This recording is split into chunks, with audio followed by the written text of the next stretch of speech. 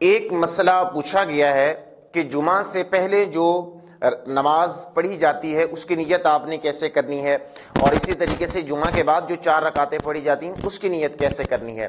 اور اس کے بارے میں بہت سارے لوگ کنفیوژن پیدا کر رہے ہوتے ہیں کہ جمعہ سے پہلے جو ہے آپ نے اس کو ظہر اول کہنا ہے، اور جمعہ کے بعد جو ہے آپ نے اس کو ظہر آخر کہنا ہے۔ تو آپ کو معلوم ہونا چاہیے جمعہ کے دن جمعہ کے وقت کے اندر جو نماز ادا کی جاتی ہے وہ جمعہ کی ہی ہوتی ہے، اور ظہر کی اس میں کسی چیز کا بھی عمل دخل نہیں ہوتا۔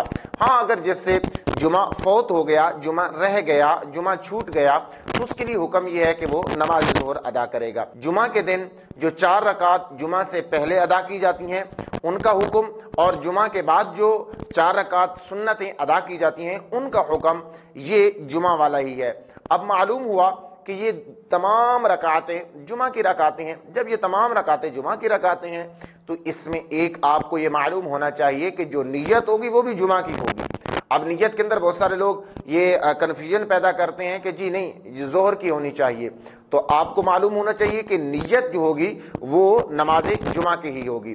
اور اسی طریقے سے آپ کو یہ بھی معلومات ہونی چاہیے کہ یہ جو جمعہ کی نماز ہے اس نماز کے اندر بھی آپ کو نیت جو کرنی ہے وہ نیت بھی جمعہ والی ہی کرنی ہے۔ اور ساتھ ساتھ میں یہ جو نیت کا طریقہ ہے یہ میں آپ کو ایکسپلین کرتا ہوں، آپ نے اس کو یاد کر لینا ہے، لیکن آپ کو یہ معلوم ہونا چاہیے کہ زبان کے ساتھ الفاظ کو ادا کرنا شریعت کے اندر کوئی لازم، کوئی واجب، کوئی فرض، کوئی ایسا کام ہرگز نہیں ہے، بلکہ ایک مستحب عمل ہے۔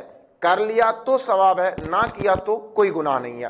تو بہرحال جو فرائض علوم ہیں آپ کو چاہیے کہ ان کو سیکھیں۔ بہرحال آپ نے پوچھ لیا تو میں بتا دیتا ہوں کہ یہ فرض واجب نہیں ہے، صرف دل کے اندر آپ کا ارادہ آ گیا تو آپ اس کے اوپر مطمئن ہو جائیں کہ جی میں نے جو ارادہ کیا ہے یہ بالکل ٹھیک ہے۔